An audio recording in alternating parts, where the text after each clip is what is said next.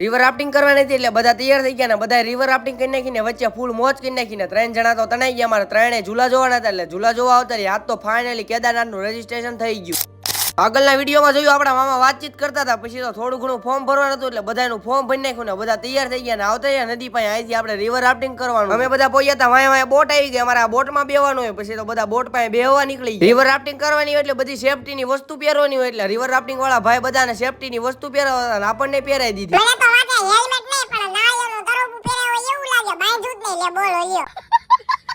હજી તો નદી પાસે પહોંચ્યા હતા, 3 જણા તો તણાઈ ગયા. એટલી બધી બીક લાગી ગઈ, એની વાત જ જાવ દો. કરવી જ નહીં રિવર રાફ્ટિંગ.